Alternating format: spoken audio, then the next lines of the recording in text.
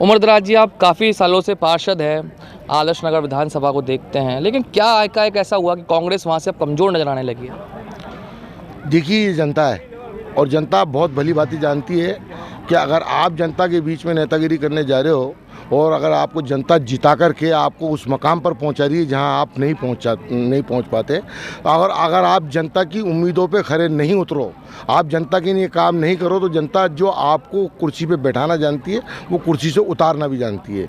और यही वजह है आदर्श नगर विधानसभा क्षेत्र के अंदर जो मौजूदा विधायक का जो विरोध है वो इसीलिए है कि मैं ये पूछना चाहता हूँ, हालांकि मैं खुद कांग्रेसी हूँ, मगर ये पूछना चाहता हूँ कि पिछले 5 सालों के अंदर 4 साल और 10 महीने हो गए, 4 साल 10 महीने के अंदर क्या विकास का काम उन्होंने इन इलाकों में कर दिया, जिन इलाकों के मैं नाम आपको बताने जा रहा हूँ। ईदगाह, आमगढ़ कच्ची बस्ती, इमरतपुरी, चौकड़ी तोपखाना हजूरी, MD रोड, सीमा होटल के आसपास, आदर्श नगर, अशोक चौक, इनको ये मैं पूछना चाहता हूँ कि उन विधायक महोदय से कि उन्होंने क्या काम कर दिया।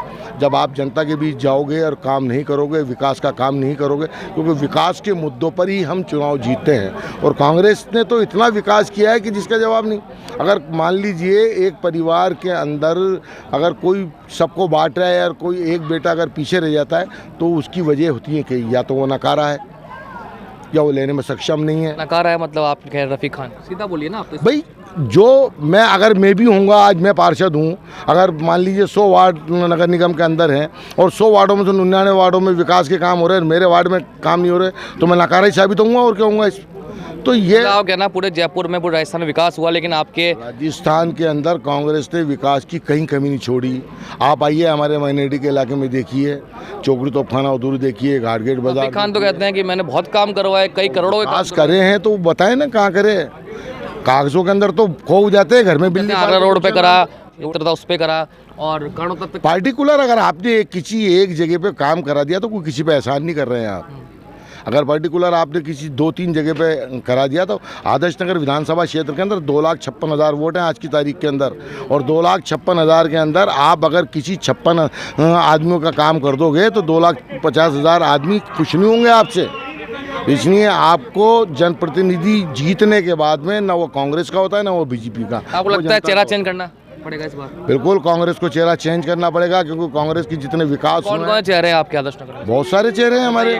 भाई, पिछली दफ़े हमने पैनलिस्ट थे, मैं था, राजू अरोड़ा था, जाकिर गुडेश थे, इलियास कुरैशी थे, हम ऐसे 4-5 चेहरे थे पिछली दफ़े। और अब हमारा एक ही सवाल है कि किराएदार से मकान खाली करा दो। वो बाहरी आदमी है, हम उसे बर्दाश्त नहीं करेंगे। किराएदार है वो, हम मकान मालिक हैं। हम किसी को भी दे दो, रफ़ी खान को आप रिपीट करोगे तो हम सीट हारने की कगार पर हैं, हम जीतने की कगार पर नहीं हैं। आदर्श नगर विधानसभा में कितने वार्ड हैं, कितने पार्षद कांग्रेस के और कितने बीजेपी के? 25 वार्ड है। 25 वार्ड के अंदर से 2 निर्दलीय हैं, 11 कांग्रेस के हैं। और आप ये देखिए हमारी बदकिस्मती कि हम कांग्रेसी माइनॉरिटी को हमारा वोट बैंक मांगते हैं, ठीक है ना। भारतीय जनता पार्टी की तरफ से तो पार्षद में 60 टिकट मिल रहे हैं, और कांग्रेस की तरफ से हमारे विधायक ने 6 टिकट दिए हैं। अच्छा, माइनॉरिटी को।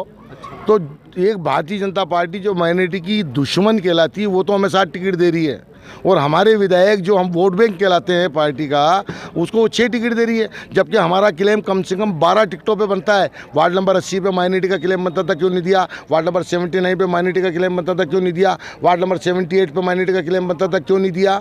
सब हार गए, ये 79 हार गए, आप 88 हार गए। आप आज़ाद नगर वाला माइनॉरिटी का क्लेम बनता था, वहाँ से हार गए। आप दावेदारी कर रहे हैं अब? बिल्कुल दावेदारी है, और दावेदारी जोरों तो आपको मौका मिला तो आप क्या काम है जो नहीं हुए वो करवा पाएंगे? बिल्कुल, देखिए मैं पिछली 4 बार से पार्षद हूँ, और अगर मैंने जनता का काम किया होगा इसलिए जनता ने मुझे जिताया है, वरना जनता घर बैठा देती है एक दफ़े में ही। और जो काम नहीं करता है ना वो घर ही बैठता है। जिसने काम नहीं किया वो घर बैठेगा, जिसने काम किया वो वापस जीत के आएगा। अब 4 बार पार्षद रहे तो हमने देखा कई विकास, पहले वार्ड बड़े हुआ करते थे, अब छोटे भी हो गए, बहुत छोटे हो गए। तो आपने इससे पहले भी कभी दावेदारी करी तो उस समय तक कहा पैनल तक पहुंचा, नाम क्या रह गया? पिछली बार भी मैंने 2018 में दावेदारी करी थी और मैं पैनलिस्ट था, मेरा नाम कमेटी तक गया था।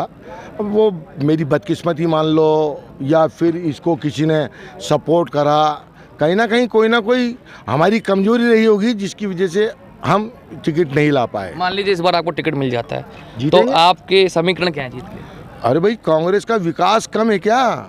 और हम जब जनता के बीच में रहते हैं, पहले 10 वार्ड थे, 10 में से मैं 4 जीते हुआ हूँ आदर्श नगर विधानसभा क्षेत्र अलग-अलग वार्ड में, है। और अलग अलग वार्डों से जीता हूँ और रिकॉर्डेड जीता हुआ हूँ मैं। 6000 से जीता, 4000 से जीता, 3500 से जीता, 350 से जीता। तो मैं तो मतलब आधी विधानसभा से तो ऑलरेडी मैं 4 वार्डों से जीत हासिल करके बैठा हुआ हूँ। जनता मुझे प्यार करती है, जनता मुझे चाहती है। अगर मैं विकास नहीं करता तो जनता मुझे जिताती नहीं बार बार।